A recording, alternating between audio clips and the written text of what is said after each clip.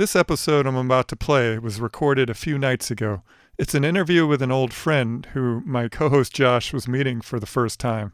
After we stopped recording the content featured here in this episode, we talked for at least 2 more hours. And who knows how much longer into the night we would have gone had we not had family obligations and bedtimes to adhere to. But we just had an absolute blast just talking and sharing our viewpoints with each other. It was both fun and fulfilling. I'm bringing this up because I just want for all of you to have what we just had. And I encourage everyone out there listening, have an in-depth conversation like this with someone, especially someone outside your echo chamber or from an entirely different background. Because I think conversations like these are ultimately going to help save the country. And I believe they're a great antidote, or even a therapy, if you will, to the way the legacy media is making us think and feel. Because whether or not you agree with all of our skepticism of the media, perhaps everyone can agree the media will never replace as an institution your family, nor your friends, nor your neighbors. Let love and mutual respect and communication heal the nation. God bless you all. Hello and welcome to Lancast. I'm your host, Danny Martin, joined by my co-host, Josh Gerber, remotely. I'm actually in Northern Virginia, the DC area today, here to interview my friend Taimor Noorani. How are you doing? Welcome. I'm doing good. Thank you guys for bringing me on your podcast, which I've listened to a few times and I loved. So thank you guys very much. Awesome. Thanks for joining us today.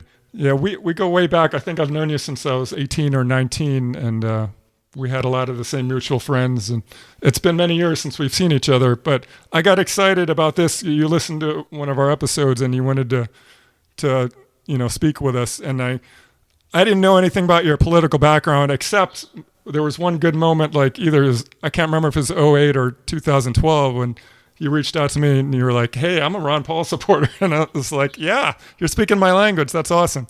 Can you tell us a little bit about your background, whatever you want to say about yourself? Yeah, I mean, my background, Pakistani background, raised here in the United States, Muslim, and my political views a little bit, changed since, I was a kid to now. And Dan knows about the reason he brought up Ron Paul is because one of the things that he said was, hey, I could have had the entire government in one building. And I was like, wow, that just made so much sense to me, because I'm in the kind of part of the federal contracting world and stuff like that. So that's pretty much my short background, man. So, raised here, like I said. Love the U.S.A. Love living here. I got my whole family here. My wife, daughter, small family, and and I heard your podcast, and I just wanted to get on and see what this is all about, man. So, thank you. That's awesome. Yeah, we were talking a little bit during dinner about people might have a perception like you're supposed to vote a certain way, maybe because of your skin color or your background or something, or the way you articulate it, I think was better than I'm putting it. But do a lot of people know about your political background or your views, and have you received pushback, anything like that you want to talk about? Yeah, I mean, we were talking in, around dinner time, and as I mentioned, like sometimes, it feels that just because I'm, from a certain background or my certain skin color, that I should automatically just lean toward the Democratic side, and sometimes, as a human being, especially, I've done a lot of, my own research, and, I read a lot of books. I probably read around 2,000 books, maybe, a lot of them history books. Wow. Yeah. Lock myself in my room sometimes, and I just read books a lot, so I just avid reader. And so I learned a lot through history and a lot of things. One of the main, history books that I like is African American history. And, I like Frederick Douglass and Booker T. Washington. And, even I try to read Martin Luther King's book. That was a little bit depressing, so I backed off of that a little bit. But and the reason I'm bringing this up is because one thing that I noticed about all of these guys was, they rooted for the Republican Party, and a lot of people are not aware of that. Yeah. So I said, hey, these guys are African American, my skin is brown as well. I'm family immigrant and minority, Why do I have to just be on the Democratic side? Why can't I choose what I want to be? Maybe I like some parts of the Republican side, And so I've had it where people would say, but for example, at work one time I was singing this song, McCain in the membrane. And I got, one lady came up to me. She goes, "Are you crazy? We have to vote for, the party, Obama, And there's nothing wrong with what she's saying, but she's kind of like pushing me into one corner. And that's what I didn't like. And, I deal with that, a lot. And the other part is, sometimes people are like, are you a Trump supporter? Because I say, I truly believe in the freedom of speech. And as a believer of that, I say, if the president wants to speak freely and say whatever he wants, that's his choice. And it doesn't matter if it's Trump or if he's saying something wrong or whatever. It's freedom of speech. That's just the way I feel. But I get a lot of pushback from that, and people say, "Oh, you're a Trump supporter," just because I'm saying that I'm not agreeing with everything he's saying. I'm just saying he's got the freedom of speech. So sometimes people take that as, "Oh, he's a Trump supporter," and if you're a Trump supporter, it's not a bad thing. He's part of the Republican Party, and then there's some people are Harris supporters. So so what? Does it really matter? It's kind of crazy hearing you talk about 2008, and times are so different now. Like it was okay to be a Republican and say you vote for their candidate, but things have gotten so polarized over the last 16 years, and it's crazy that a lot of people have to be in the closet about voting for Trump. And I have a lot of friends. I mean, I hear about this celebrities, the families breaking up or whatever. But I mean, I have personal friends who, like, I just got off the phone with a friend a couple weeks ago. She said she's not allowed to see her grandchildren because they don't approve of her voting for Trump. Wow. Yeah, it's crazy, but it's not the only. And I have an uncle, like his best friend disowned him when he voted. He was a lifelong Democrat and then voted for Trump in 2016, and one of his best friends just stopped talking to him. And I just think it's just really sad. Like, people have been I talked about it in the last episode. They've been Milgrammed and Ash. Just the propaganda is so strong and it's relentless. And it's insane to think about. I mean, I'm kind of rambling now, but, President Trump was almost shot and killed, a month ago, and it's already been disappeared from the news cycle. And, the same people have gone back to, like, judging people if they support him. It's just crazy. Yeah. And if I could just say, you're drawing parallels to Mao Zedong and China. I mean, and under his rule, family members were turning on family members, and basically they were tearing each other apart because they didn't support Mao or they did support Mao, and the Reds were just absolutely brutal, and they were actually pitting family members against family members to basically just destroy the fabric of society. And I remember being in sixth grade when Obama beat McCain, and I remember my sixth grade teacher just thought it was just the greatest thing that Obama beat McCain, and she knew that my family was conservative, and she kind of snarked at me the next morning.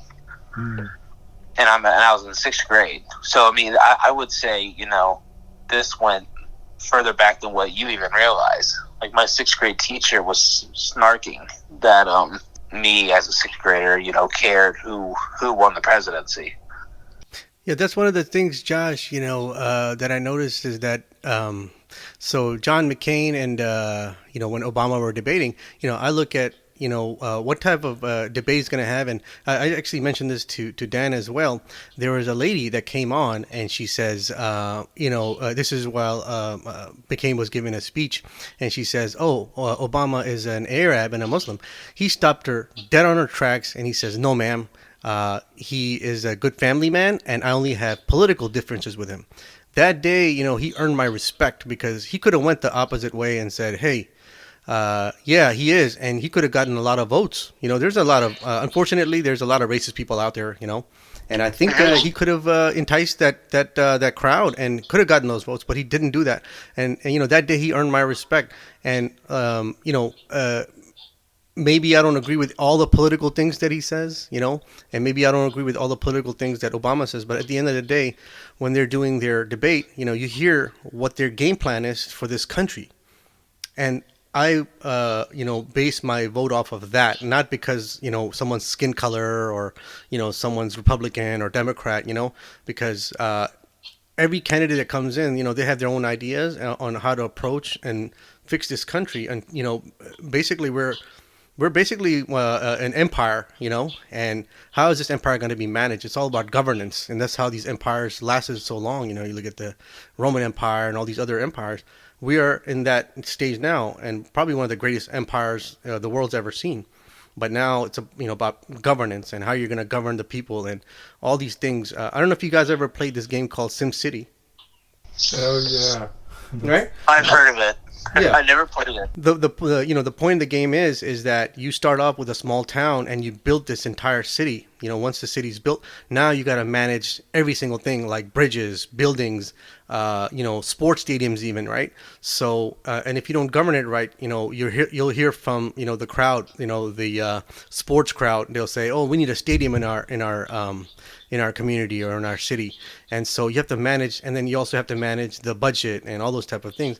So through that game, I learned that managing people is not easy because everyone's got their own voice. But, you have to govern, and you have to govern right, and you can't govern based off of, just the Democratic and Republican ideas. You have to kind of feel it out and go base it off of, how this is going to affect all the different type of people. We have 350 million people to manage, whoever the president is going to be.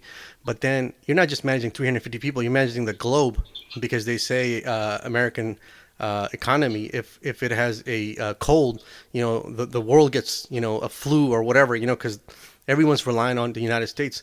So when you're the president of the United States, you're pretty much in charge of the world almost, so that's what you got to look at, what kind of person this is, so it doesn't have to be, like I said, I fall in the in the middle, and I look before I vote. And me and my wife are the same way. We debate about it, and we talk about these things. Sorry to ramble on, but this is how we make our vote. We don't just base it off of what skin color this person is, or what ethnicities they're from.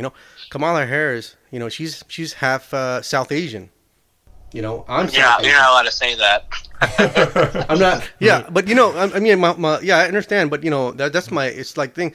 It's my point is that I should be proud and just vote for her immediately. Oh, because she's South Asian. But no, I'm looking at what does she have to offer, or what does Donald Trump have to offer. And when they do the debate, that's when you find out, and that's when you make a decision. But I hate being cornered. Excuse me, not the word hate is too strong, but I don't like being cornered into a certain, party. I just, just because of, I'm Muslim or I'm this or that. No, I should be able to choose how I feel. Human beings, we change our opinions all the time. So I think we have the right to do that. And sometimes I feel that some of the minority people are just silenced, and they're forced into voting for a certain party just because they're a minority. Well, yeah, and I mean, in people's defense, not everyone has time to read the 2,000 books. I'm impressed by the volume of your reading, but if people come home and they work 2 jobs, and then the only bit of news they get might be a little clip in the newspaper or a soundbite on TV, then they're gonna be forced in one direction. And I think it's really a shame, and that's part of the reason Josh and I do this podcast. I mean, there needs to be alternative media to all the propaganda we're getting. It's really a shame. Anything to add to that? Could I ask a question quick?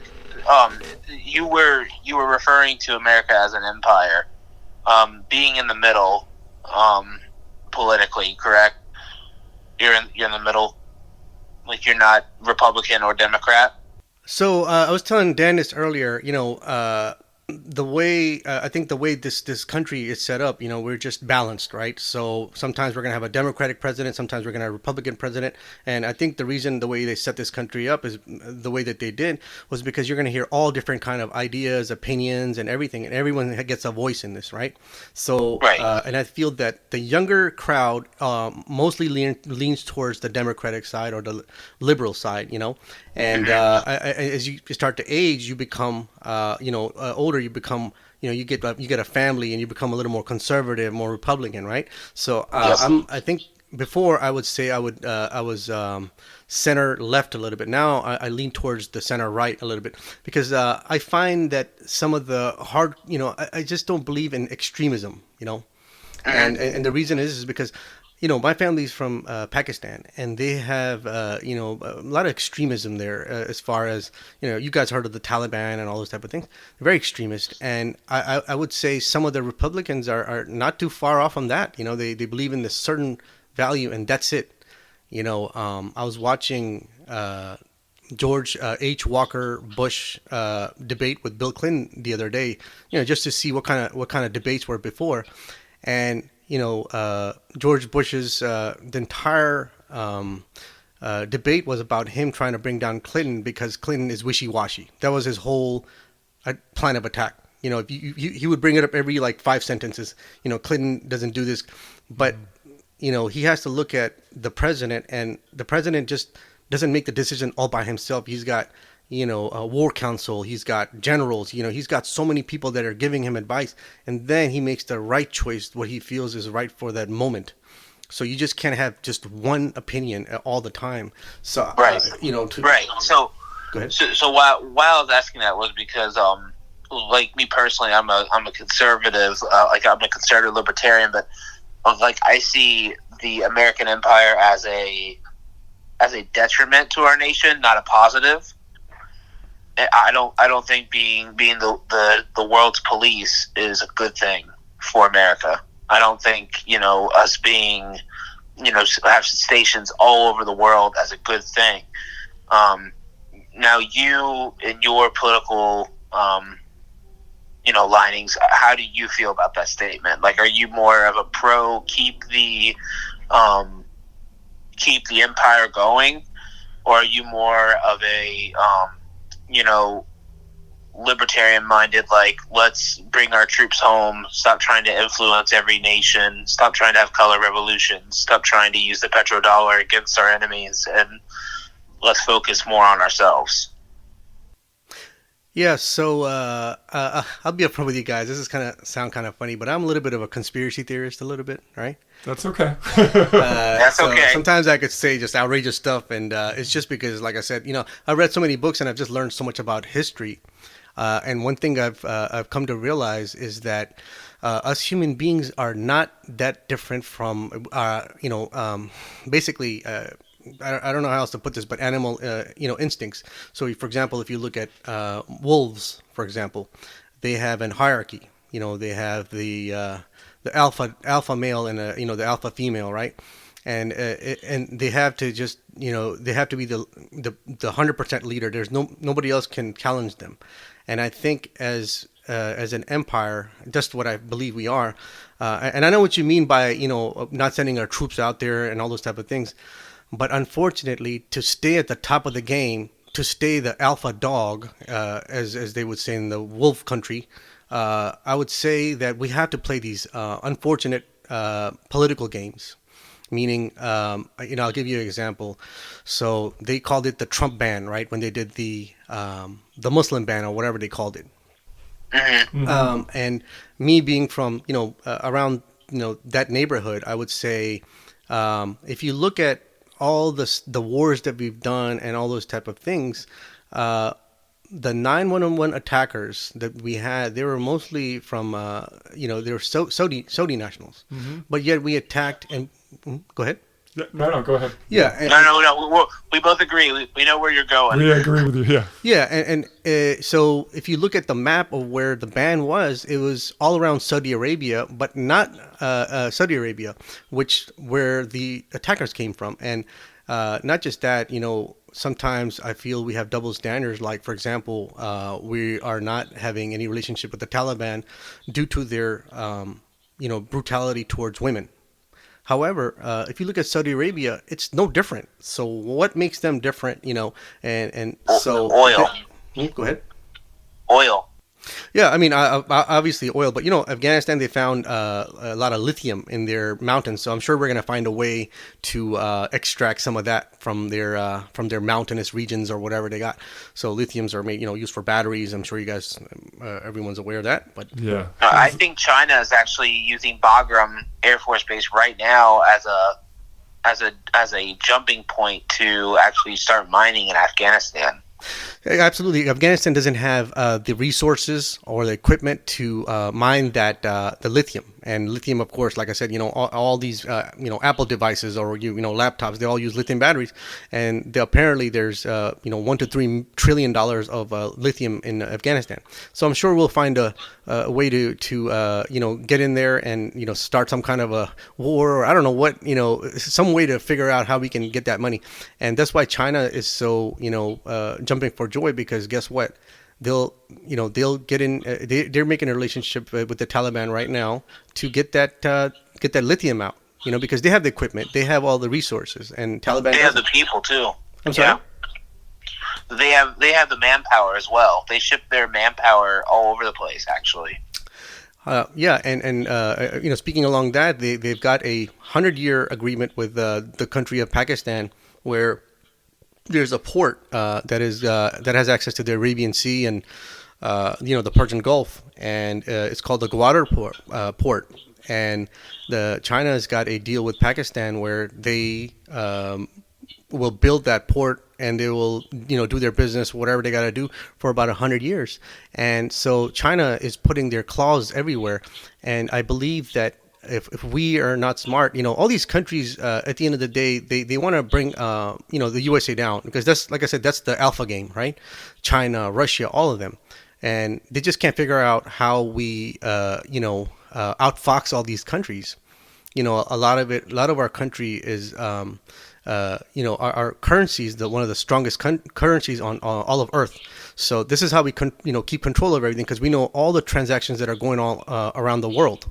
So now China, Russia, Brazil, India, these powers have come together with a currency called BRICS, and they're trying to unseat the U.S.A. dollar, which they've tried before in the past, and they're going to fail because, like I said, that's where you could call me kind of a little bit of a nationalist, because I was telling Dan, look, man, I love the United States of America. For some reason, there's a stigma out there that Muslims, maybe they don't like U.S.A. or I don't know what kind of stigma is out there. But the truth be told, man, as a Muslim, Pakistani American, I mean, no better country on earth than the U.S.A.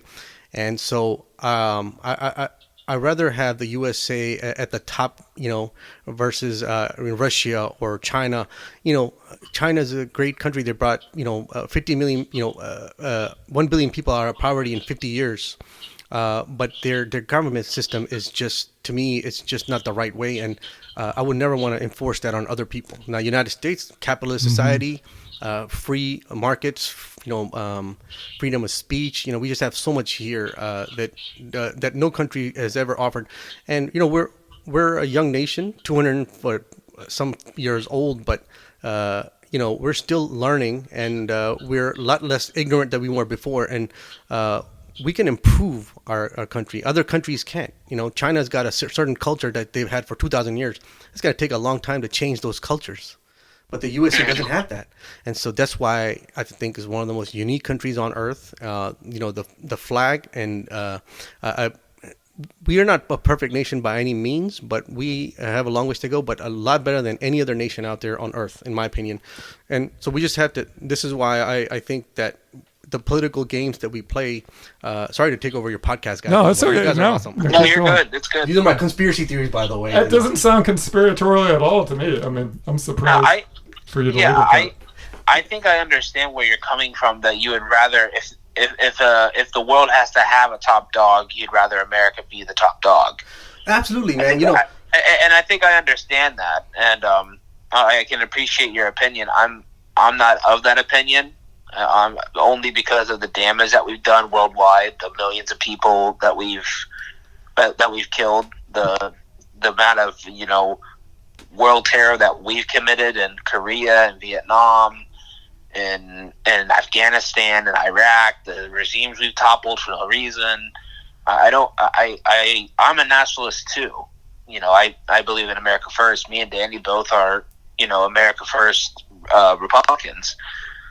But like, I can appreciate your opinion, but I don't think that morally, with my beliefs, in my walk with God, I don't think a moral country should spread war, needless wars all over the globe just so they're the top dog. And you made a good point on a previous episode, Josh. Like, we don't need to be militarily mighty to achieve that, because I think you said like the way China is doing is through economics. Yeah. I was so glad he brought that up. I was like, yeah, that's exactly what I said, I think 2 episodes ago, just how smart China is when it comes to wielding their power. They're geniuses. Yeah, so I'm in the same. I mean, I agree with both of you. Like, if it has to be one country, I'm glad it's the United States too. I love my country, but yeah, the foreign policy is something left to be desired, which is why I became a Ron Paul fan. Absolutely. I mean, I see your guys' point of view. I'll tell you. Being from Pakistan, I'm fully aware that the war with Afghanistan. If you guys noticed when George Bush came out, he said war on terror. So he kept it very vague. He didn't say we're going to attack this country or that country. It's just a war on terror. So basically, we can just attack wherever we feel like, and so they went into Afghanistan and they talked to the Taliban. And you guys probably don't know this guy's name, but he's Mullah Omar. That was the leader of the Taliban at that time. He flat out came out and said, you guys know his name, by the way, or no? Not as well as you do. Yeah. Yeah. No, I don't know that. I don't know the name that well. No. Yeah. And so this guy's name is Mullah Omar, and he came out and said, listen, United States said, we're going to attack you. Give us Osama bin Laden, right? And so he comes out and he says, listen, we have no quarrels with the United States of America. We do not want a war with you guys. We have nothing against you. Mm-hmm. But I felt that we just went in there, to create this fictitious war. And so I'm pretty familiar with the government contracting world out there. They say they spent $3 trillion on this war. But there was an article, you guys could do a little research too. There's websites out there, USAspending.gov, and all these websites that they'll show you how much money we spent on contractors. I mean, Lockheed Martin made $47 billion or something crazy like that. I don't know how many billions of dollars these companies make. So I felt, this is one of my crazy conspiracy theories, is that we create these wars so we can kind of play the American public a little bit and kind of funnel this money back to our these contracting companies, who in turn do lobbying with our congressmen to get and to get them elected back. So it's kind of like it's not a conspiracy theory, my friend. Not at all. So I can't remember who said it, but that's how it works. Yeah, somebody really wise, I can't remember who exactly, said these wars are not meant to be won; they're meant to be ongoing. Yep. Yeah, I mean, it's a racket. Yep. No, I like I said, I've done a lot of research on this, and I'll give you an example. They created a gas station in the middle of Afghanistan, and they hired a contractor to build it for like $40 million. We got people. I don't know if you guys been to Baltimore or not, but we got so much poverty in this country, but yet we're out there, spending $40 million on a freaking gas station that in the middle of nowhere where nobody's ever going to use. Why are we doing that? Because these congressmen got to get reelected, and I feel that some of them just kind of they hire these contractors and basically almost funnel the money back in that way. And so now the American public can't say, hey, why are you spending our dollars this way? Oh, we got a war on terror, this vague war, and Iraq, I mean, that was a disaster.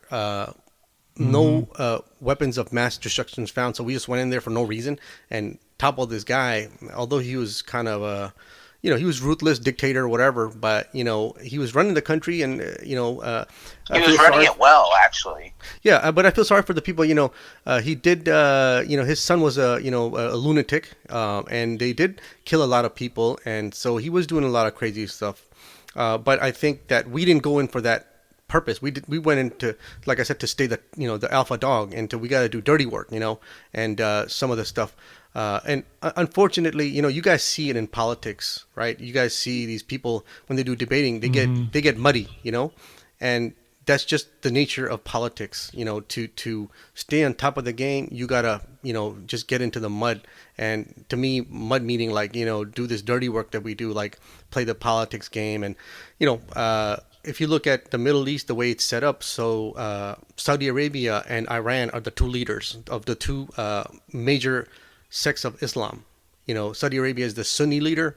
I wouldn't say leader, but they take the lead because a lot of poor countries follow these richer countries, right? And Iran is the Shiite leader. So based off, I feel that based off of who's going to be more valuable to them, we could switch, and now we can make Iran our ally and Saudi Arabia our enemy.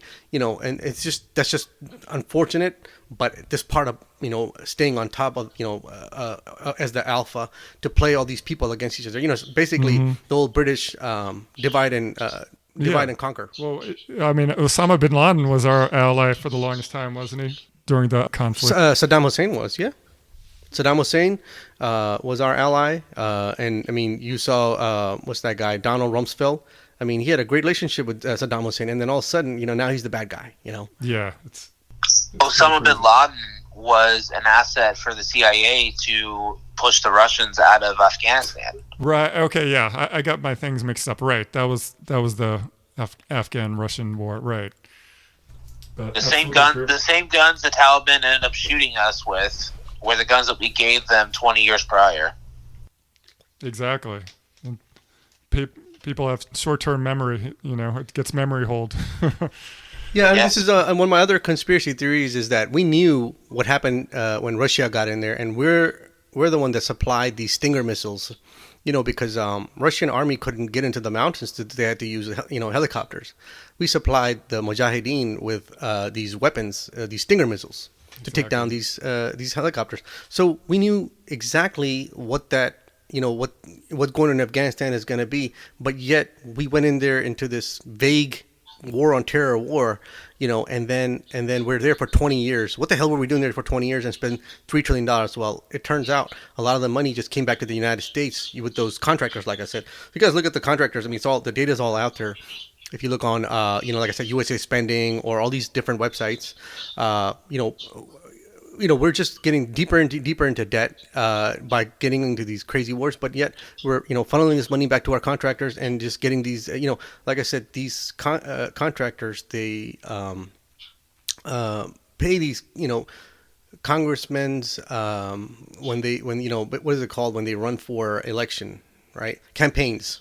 So this is how they stay in power by using that money or whatever, the stock money or whatever these companies give them, to their campaign, and that's how they stay in power. Unfortunately, I think that's just the way it's set up. It shouldn't be, but that's how I think it's working right now. So I mean, this is one of the reasons why it's so important to quote unquote drain the swamp. I mean, that to me is almost like the number one. I don't even know if you can call it an issue. It's a way of thinking that everyone should support, whether you disagree about who can do it or what group of people, if it's doable by one person, but it still should be something that everyone support. That's one of the messages we try to convey in this podcast. The last episode we did about what the establishment is and what are the consequences. I mean, that's all about the swamp right there, what you just talked about. It's the unelected bureaucrats that control our lives. Yep, and Josh, this is what me and actually we were having dinner before this, me and Dan, and this is kind of what we were discussing. And done a lot of research on this, where a lot of congressmen, they're some of the richest in the United States of America. And I think there's still no term limits. And so how is that even possible, where some of these congressmen, they know what's going on with these stocks, for example, Pfizer, coronavirus, right?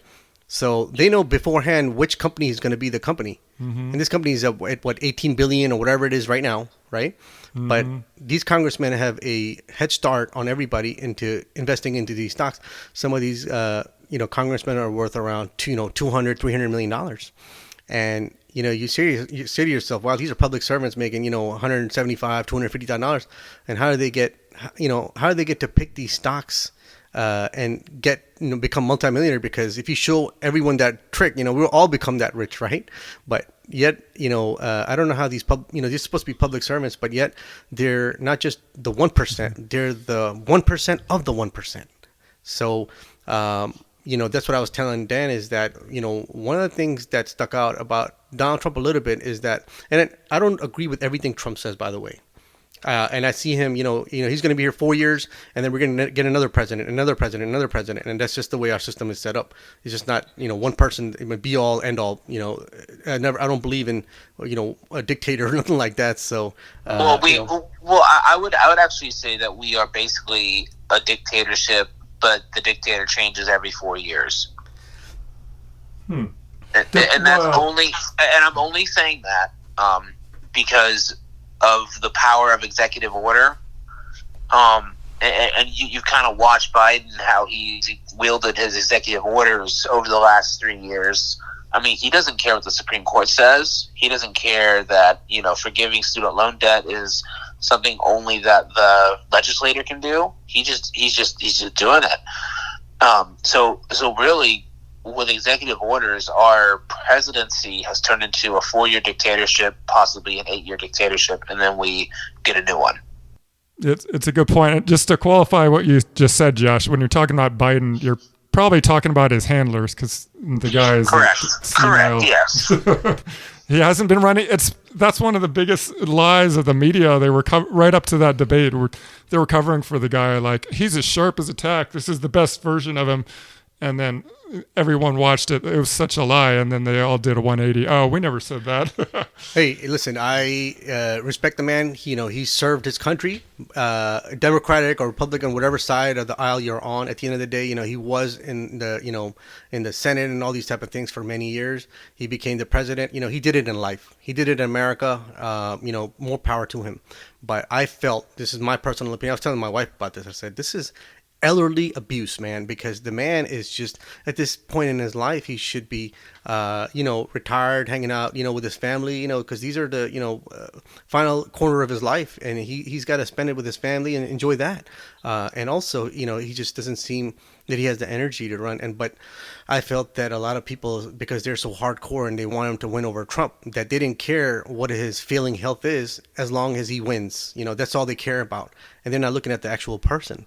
That's actually one of the issues that I had with this whole last campaign, is you got these two older men. I mean, Trump was also 78. He's going to be 82, the oldest president the United States has ever had by the time, he retires. So I hope, he can last, a good 4 years. And if he does win and stay sharp, because that's one of the concerns I have about him. That's similar with, Ronald Reagan at the end of his term.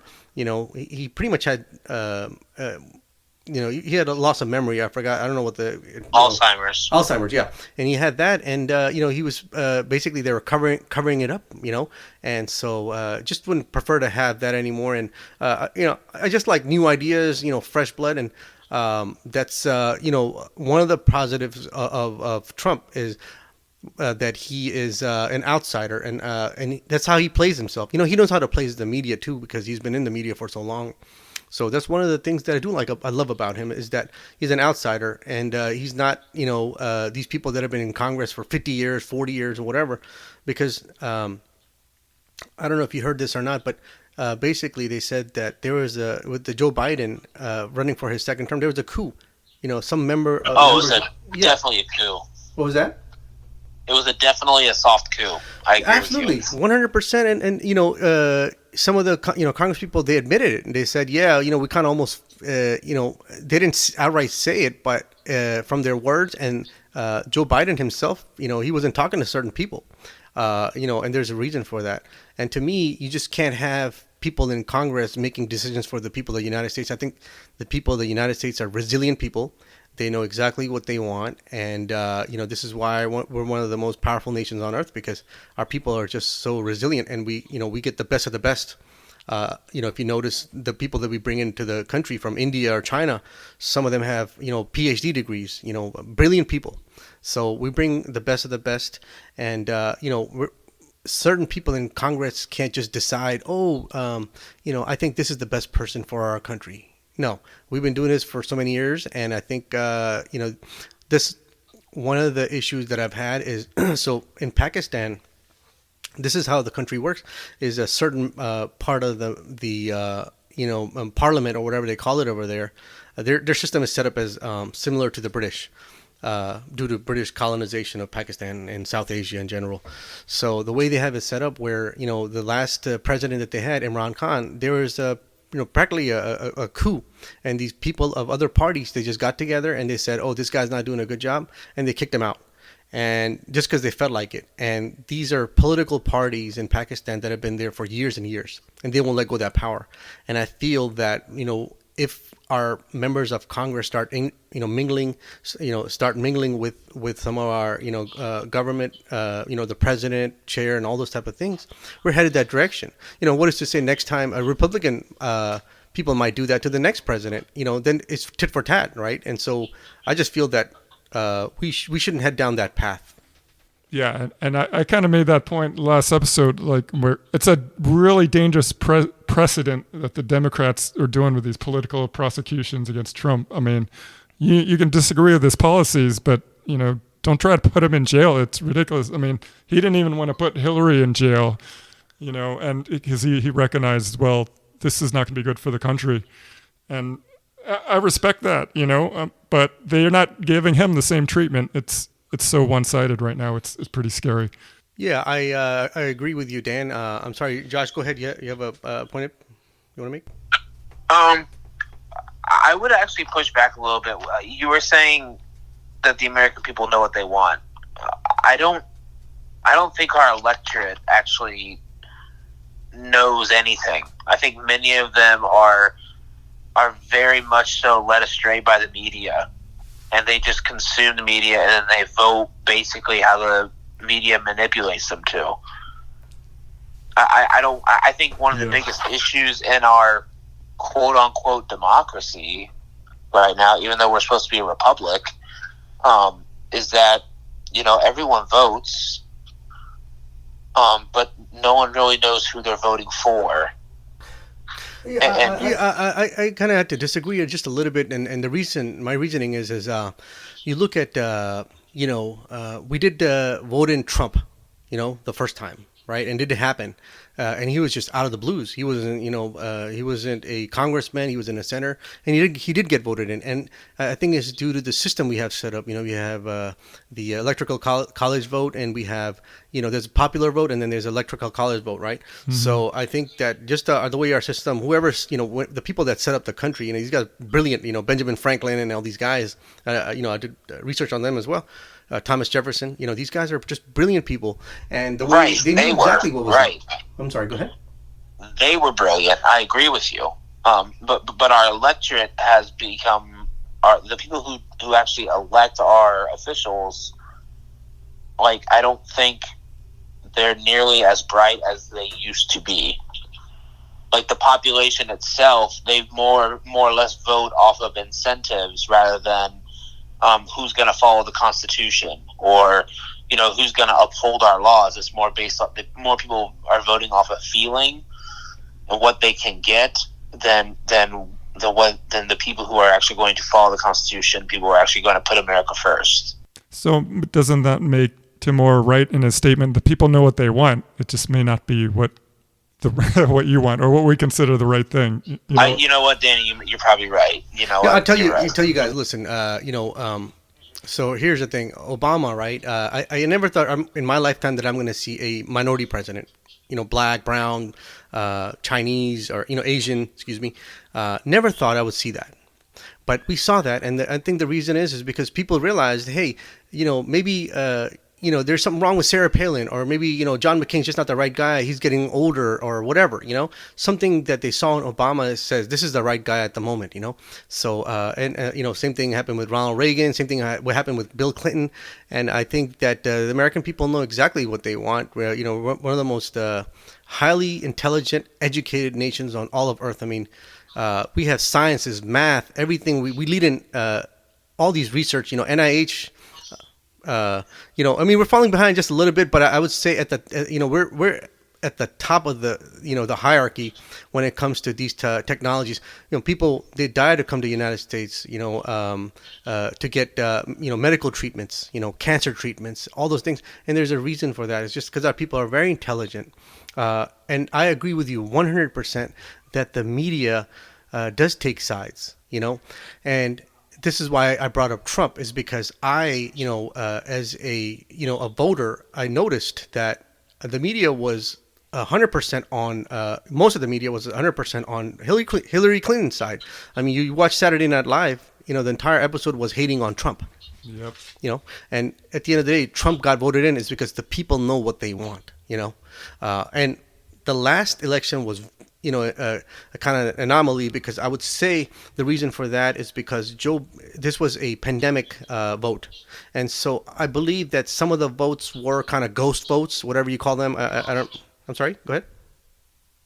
No, I think he just had some interference there. No, yeah, ghost votes. Yeah, go ahead. Yeah. So, I'm going all over the place, right? No, but that's the, at the end of the day, I think the American people are resilient. And, they're going to make the right choice for their country, because nobody wants to see America fail.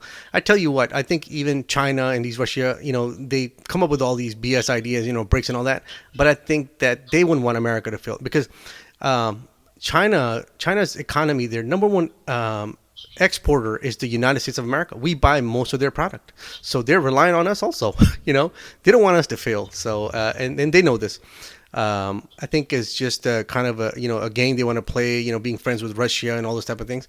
But at the end of the day, they know, and Russia also, they're the biggest, I guess, they're basically a big gas station almost. That's what they call it, right? And they're relying on the United States because we buy the most cars on all of Earth, more than any other nation. So all these countries are, they don't want America to fail. All these ideas that we get, from Silicon Valley, Facebook, all these, they come from the United States. They don't come from China. They don't come from India. They don't come from anywhere, So I think that it's better that, U.S.A. stays at the top, because you put any other country in charge, God knows what's going to happen, man. Well, I think there's precedence for the top dog when that fall eventually does happen. I do think there's precedent that nation will be okay. Like the fall of Rome, happened a long time ago, but you had Eastern and Western Roman empires that continued on for like another 1,000 years. You also had, Great Britain, which was basically the extension of the Eastern Roman Empire, that when they collapsed, I mean, they still did just fine as not being the unipolar power in the world. Their country did just fine. I would say their people actually started living better lives. And up until, I would say, 10 years ago, when, our blowback from the wars in the Middle East caused mass migration, I would say Great Britain was a pretty good place to live and a pretty great country to live. Now is, what's happening in, Great Britain and in France and Ireland is pretty bad, what's happening right now. I agree.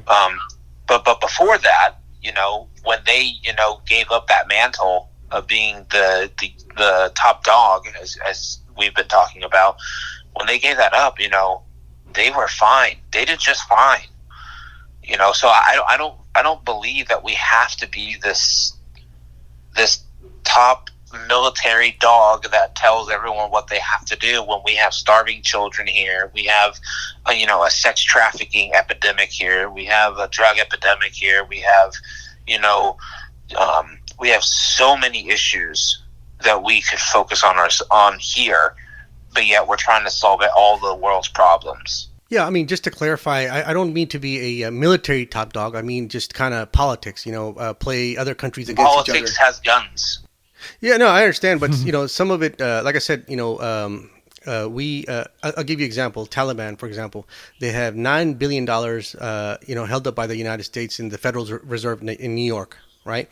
So a lot of these countries, got together, and this is what they decided. The United States is going to hold the their currency, they're going to hold their money into the Federal Reserve, because the United States is the most trusted country on earth. And so we have the power to hold that money, and we're not going to go, we're not in war with them anymore. We can give that money back, right? But this is how, it's basically when, back in the day when the kings, threw you off the land and starved you, like they say in Braveheart, that movie.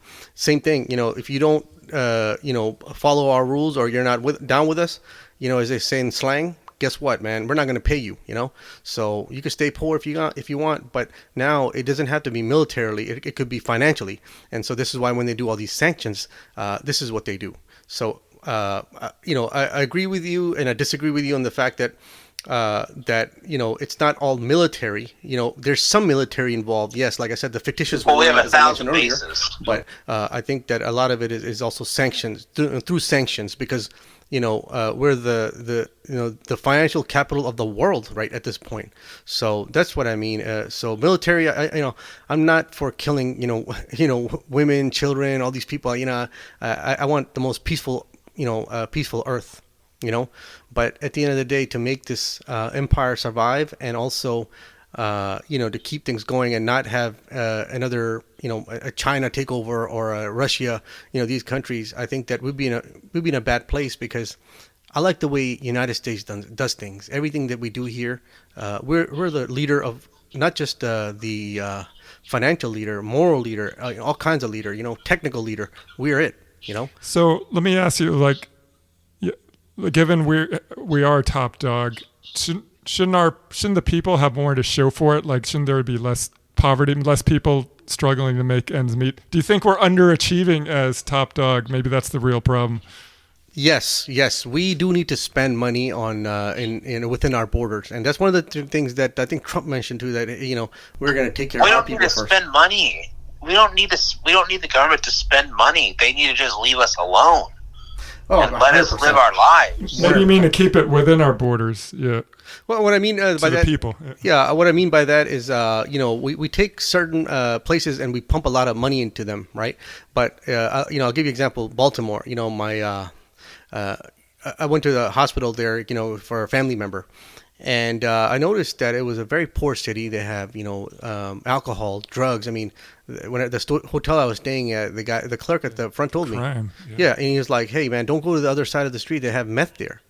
And these are, people in poverty, serious poverty. And not just that, because of one of my family members, I did some research. Did you know that in the United States there's a discrepancy between white women and black women that get breast cancer? So white women, because of their financial, a lot of them, financially, financial status or jobs or health insurance, they're able to get treatments for their, breast cancer. However, there's a lot of women in places like Baltimore. This is why I brought up Baltimore, that die because they don't have insurance and they're afraid to go to the doctor, get checkups and all those type of things. These are poor women that are dying, within our borders. And I 100% agree that we do need to focus on these type of issues as well. I mean, we're spending all this money in Ukraine to fight Russia, but guess what? There's women that are not able to get breast cancer treatment in our United States of America because they don't have the financial means. And to me, that's a very sad story. That's unfortunate. One of my friends has a website called "War is Making Us Poor," and that right there, that story right there is a quintessential example of that. I mean, yeah, that's about. Yeah, go ahead. So you both were Ron Paulians back in the day, correct? You both liked Ron Paul. I liked his ideas. Yes, I didn't vote for him. I don't recall, but I liked his ideas. I liked what he said about he can have the entire federal government in one building, and it makes a lot of sense to me. Okay, so what I'm just curious about is, I particularly want to know, how much have you read about Austrian economics? How much have you read about Murray Rothbard? Ludwig von Mises, Hayek, how much about the economy, about a free market economy, have you read about? And you are alluding that, if we're going to be the top dog, we should be the top dog, but that requires high taxes. And I can tell you right now that, I make money. I give my labor to an employer, they pay me, and then I have to give the government quite a bit of money, just because I live here, right? They steal my money and they do with it whatever they want, right? What is your opinion on that situation? That, we live in this empire, and to run an empire, it requires mass sums of money, which, by the way, we don't have. And the government is basically stealing money from you and me and Danny and everyone else so they can run this empire. Yeah, I mean, I have a very interesting point of view in this. I don't. So I don't like the way. I agree we have to stay the top dog, and there's a way to do it. However, you can just look online. There's a clock out there, and we are, I think, at $35 trillion in debt right now. Yes. And where our GDP is, which money we're bringing in, is around 28 trillion, if I'm not mistaken, 28 or 29 trillion. And so every year we're getting deeper and deeper into debt, and it increases by 1.8 trillion or $2 trillion every year. Yep. So there's definitely, as I mentioned, so I know I kind of sound all over the place, but I'm going to allude back to what I said earlier. It's SimCity, right? You got to manage all these different things that are going on. It's a lot of moving parts going on Earth, right? United States number one, and then Earth. There's just so many moving parts going on. So there's definitely a lot of mismanagement, a lot of waste, example is the one example I made about Afghanistan and how they created a gas station in the middle of nowhere, right? Because they probably wanted to get a contractor in there that someone from the congressman knew or something, or they wanted to spend that money. And so this is where I always, say, look, we got to have term limits for these congressmen and stuff like that, because it's definitely a lot of mismanagement. Can you imagine in your home, for example, right? You say you're making, $28,000 a year, but at the end of the day, you're spending $35,000 the entire year. So your debt's going to go up every year unless you fix that, right? I mean, it's basics. I know it sounds very basic, but that's just the way I look at things. Like, yeah, I mean, it's trillions of dollars. We have all this stuff we got to manage. All this military, Army, Navy, Air Force, Marines. These are different branches of government. We got to manage all these things right here. But how are we going to manage it? Do we just spend money here, spend money there? But no, we're not doing that. And this is one of the things I also noticed about Trump. He does not. He was there, and I didn't see him fix this. I didn't see him focus on this. And this is one of the things that he said in his campaign he was going to do. So it's just a financial mismanagement. And yes, we are being taken advantage of a little bit, 100%. And that's what we got to fix in this country. And we don't need to spend that kind of crazy money to stay on top of the world. We need the best equipment, the best military, especially for our military folks, right? Have you guys been in the military or no? No, I was never in the military, but I was always taught to respect them. Yeah, my dad served in the army. Appreciate them. Yep. And so I've been to several bases around the United States, being a government contractor, and I've realized that a lot of these just innocent young kids, man, they're just kids. Mm-hmm. So. Yep. We gotta feed these soldiers, and we gotta take care of them and give them the best weaponry. Because if we do need to stay the top dog, I mean, we need to do stupid wars. Make sure that they're well equipped. Now, you look at Afghanistan, the whole war. This is 20 years. I think we only lost around 5,000 troops, if I'm not mistaken. So that's not bad for invading another entire country. So we did, because of the equipment that we had. I think that we were able to do all of that stuff. But that, on the other hand, I'm friends with multiple mothers who were Gold Star mothers who lost a son in that war. Yeah. And even losing one person in that war is a tragedy that it shouldn't have happened. We shouldn't have been there at all. Yeah, like I said, there's many other ways now, and the United States being the top currency in all of Earth right now. I mean, 60 or 70% of all transactions that happen around the world are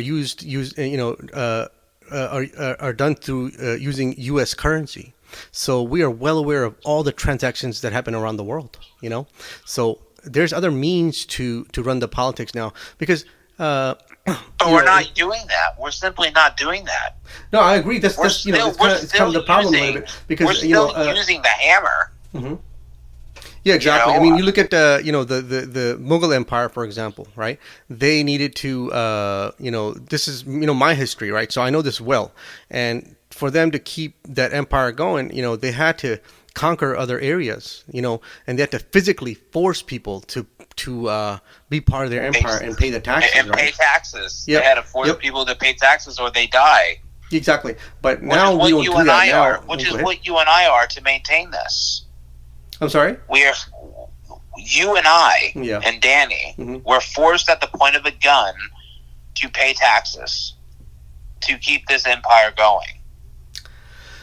Yeah, I mean, at the end of the day, unfortunately, without taxes, we would be, the same thing as, Pakistan, for example. It's a third world country, right? I think you should read on Austrian economics. I think you should definitely read some Ludwig von Mises. I think you should definitely research the free market and realize that, taxes is nothing more than the government taking from one person and giving it to another. But just to play devil's advocate, don't we need to pay, to build our roads and, our infrastructure? I mean, I 100% agree with you about overseas, the stupid wars. Our taxes shouldn't be stolen to do that. But when somebody argue, we want to have this nice public school, they're going to be starting on public schools. But in theory, there's a nice public school being built, and where does the money come from? Exactly. Yeah. No, that's what I was the point I was trying to make earlier is that without taxes, this and that's how some of these empires will run for a long time. It's just I think what the point Josh is trying to make is that I think we're overtaxed. And I agree to you 100%. And I'll tell you, I talked to my wife about this, all the inflation we're dealing with, all this stuff that we're dealing with now, and our taxes going up. A lot of it had to do with, we were handing out free money during the pandemic. People weren't working, and so somebody's got to pay for that. And guess what? We'll just we'll just up the taxes. We'll just up the inflation. We'll up this and we'll up that. We'll make our money back. I mean, look at the housing prices right now. We pay all these taxes and our housing prices are outrageous. We can't buy houses. We go to a grocery store. We buy, we go to Walmart, buy a couple of t-shirts and we're spending $100. Who the hell spends $100 on t-shirts? Come on, what the hell happened to it? So yes, so there it's definitely a mismanagement of finances and something fishy is going on, and it goes to your point earlier, Dan, about draining the swamp. I mean, this is someone's got to step up and say, you know what? I don't care what enemies I make politically. I am gonna do what's right for the country, and I think unfortunately, sometimes, I know you guys might follow Trump, but, he didn't get us out of the Afghan war as he was supposed to do. He did not do that and Joe Biden had to do that, So well, he was scheduled to. Yeah, he set that in motion. All due respect, he was scheduled to. Right. If he would have been reelected, it would have actually happened sooner than when Biden did it. Biden pushed it back so that it was on September the 11th. Yeah, no, absolutely. It was, the complete thing was a complete disaster, and I know you guys, you guys both agree on that end, but I have to disagree. And I felt that he had 4 years. He should have pulled out the first 2 years. What took him so long? And it ended up still being a disaster. $85 billion worth of military equipment is what took so long. But we didn't, we still left, several $1 billion. And, they just, if you guys go on YouTube, they just had a parade in Afghanistan using our military equipment. So we still didn't get it out after all this time. That's not Trump's fault. Yeah, I'm not blaming Trump. I mean, we had other presidents, right? We had Obama before him. We had George Bush for 8 years. So that's 16 years. Mm-hmm. And I'm sorry about the delay. I promise you, if this podcast sounds like that, I'm trying to grandstand anyone. I'm not. No, not at all. No, I don't think there's a delay. So that's one of the things I was telling. But I'm very well versed in what happened in Afghanistan, and I think you should really look and see what happened and actually listen to what Trump said. Trump had agreements made with the Taliban. Right. Said we are going to the leave. Doha agreement. We're going to leave with dignity, and we're going to leave on our terms, and Trump said we're going to bring everything back. I don't care if it costs too much money. We're going to bring everything back, and that's going to take time. Right. Okay. He was supposed to pull out, I believe, in May. Okay. He lost the election. They were supposed to pull out in May of 2021, if I remember right. When he lost the election, Biden then pushed it back to September 11th of 2021. Because he wanted credit, or You're right, because he wanted the credit, and he left $85 billion worth of equipment that Trump said he won. Trump's words were, quote, "I don't want to leave a scrap piece of metal for them to have. I want it all to come home. I want it all to come back, no matter the cost." So, I give Trump credit for leaving, not Biden, because what Biden did was he left them basically a first-rate military armament ready to go. Well, they were going to be gone by May 2021, and I believe that. And then Biden saw the opportunity, and he did what he did. Yeah, I mean, we should have been out there. What the heck were we doing in there, anyways? Doing nation building. Once they took out the Taliban and got Osama bin Laden out of there, that's it. We should have been out of there, and I agree. Yep. So I don't even know what the hell we were doing there for 20 years. It just, I mean, I know that area well, and so I'm pretty well versed in that war too. Like I said, I can go down to tell you that the Mullah Omar was the leader of the Taliban. I mean, this isn't fine print. You have to read it. You have to actually research it. And the guy actually said, "We don't want a war with the United States. We have no problems with them. We're allies with we love the United States." I mean, and we still went in there. And so I think the war was just a fictitious war. And I'm pretty sure Donald Trump is aware of that. And this is just a systematic war. And he was not able to get us out of that. And I know you guys, think, or you guys say that, he was, going to get us out, right? But one of the things that I was happy about was, he said he's going to get us out. As soon as he gets in there, that's what he's going to focus on. As soon as he gets in there, that's what he's going to focus on. Well, you had 4 years, man, and you didn't do it. You didn't pull the plug, and you would have been the biggest hero. I would have said, wow, he kept his word. And he said he's going to do it in his first term, but he didn't do it in his first term. And I understand that, he's got to, set it up and all this. But, he's double dealing with, first of all, he's dealing with the democratic government that our country set up there, and also the Taliban. We're dealing with both these, political entities. We're dealing with them at the same time, double gaming them. Like, what in God's name? And at the end of the day, we leave Taliban in charge. This war didn't make no sense. And, I just felt that Trump really let us down because he should have tried his hardest. And I know what you're saying, that the timing was bad. And I understand that.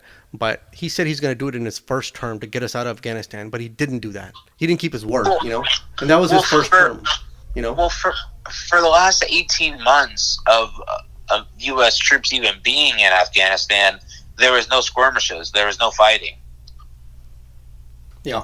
Like Trump said, literally, we're going to leave. This is the deadline. If you even so much touch a hair on an American soldier's head, I'm going to kill you. And he told that to the Taliban leader. And he gave him a picture of his house. No. So we might have been there, but we were not fighting. If anything, we were bolstering their military, which absolutely just gave up like a week into being the rulers of their nation, which is hardly even a nation. It's more of a like a piece of land. Yeah. Afghanistan's a very interesting country. It's got different ethnicities, and in the middle of the country, I love it. I actually love Afghanistan, honestly. Yeah. Because you can't get more libertarian than that. Okay, that's like it's a tribal society. That is literally people volunteering to live amongst each other and having small government. Like, you can't get much more libertarian than that.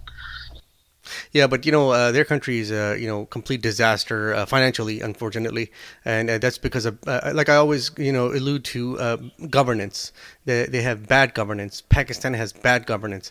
Our country, yes, it does have, like I said, they spend money like crazy or whatever. We have bad governance, my friend. Well, yeah, I mean, but at the end of the day, Josh, me being my family being from Pakistan, right? I understand and I see the way that the government is run in Pakistan, and compared to United States, I mean, United States is 10 times, 100 times better run than Pakistan or any other these third world countries, and thank God for that. Me being son of an immigrant, I'm just so grateful for all the opportunities that this country provides. I don't agree with every single thing that the government does. I don't agree with everything with Trump does or Biden does. I have a difference of opinion with all these folks here, but at the end of the day, man, we have a voice, and in countries like Afghanistan, libertarian government or not, they don't have voices. There's ethnicities in those countries that are suppressed. We don't have that here. So there's genders that are suppressed. I'm sorry? There's genders that are suppressed. Yeah. Exactly. Now, I get what you're saying, Taimor. I just feel like the bar should be higher. Like, I understand, like, Pakistan's got a messed up government, and this is the bar that you were used to, maybe, and this is where America's at, a little higher bar, but I still think we can aim higher, Oh, well, Danny, he's talking about you're alluding to good governance. I don't think America. I mean, I agree. America is governing better than Pakistan is, of course, but America is not governing well because we have a document that we're supposed to govern by, and we basically use it to wipe our butts every day. You refer to the Constitution? Our elected officials just tear it up daily and ignore it. So like, that's why I'm saying that we have bad governance, is because there's literally a cheat sheet called the Constitution that says what tells the government what they can and what they cannot do, and they walk over it daily.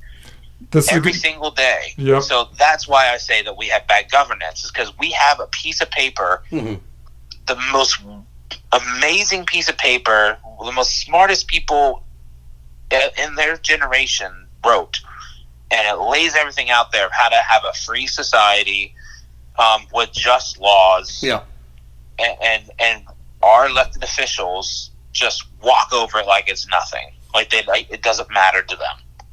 Yeah, I agree. That's a good chance for me to plug. I want to wrap up here in a minute because we're going over an hour. But yeah, no, it's a lot of fun though. Yeah, if you haven't listened to the episode I did back in December, Jim Boswell and Bill of Rights Day. Jim Boswell is my friend who's a constitutional scholar, and he read off the Bill of Rights and analyzed each one and kind of applied it to what's going on in today, or how it's being misapplied, or we're not following it was the point of our discussion. But anyway, that was a fun episode, so check it out. Yeah, but Josh, 100% agree with you that we have a constitution and definitely should be followed, and it's not being followed. I agree with you, and I said this is why I was mentioning, this is why I brought up the point of some of the congressmen are the richest of the richest of the in the United States. How's that even possible? So I agree with you that there was actually a congressman, and he came out and said, listen, when you're writing a law, if you're thinking that this law is going to benefit you, and you're not thinking about the people of the country, then you're not in the right place, And this congressman was amazing. He flat out said it, and I don't think every congressman is like that. So definitely some of the governance is pretty bad, but I think we could we have like I said, we're a very young nation. We're not 2,000 years old or 5,000 years old. We are a very young nation, and we got ways to improve, and we can take it any which way we want. But we got to root out the bad apples. That's just my opinion. So, yeah, absolutely. And it was great talking to you, and Danny, I think whenever you're in Virginia, we should do a podcast like this whenever we can and have them on more. Yeah. It's too much fun. It's too much fun. I've enjoyed this way too much. Yeah, you should come back. This is great. I appreciate you guys. This is so awesome. I feel like I'm in Barbara Walters or something like that. This is this cool. This setup is just so awesome, man. I've never been in. Like I said, thank you guys again. I feel so special, and not been in the media industry at all, but I think that my 2,000 books that I've read, maybe I could, shed some wisdom maybe somewhere that someone might listen and say, wow, okay, well, I never knew this, I hope to, maybe even if it's one person, I hope to do that one day. So it was absolutely a pleasure to talk to you, Josh, and loved your opinions, sorry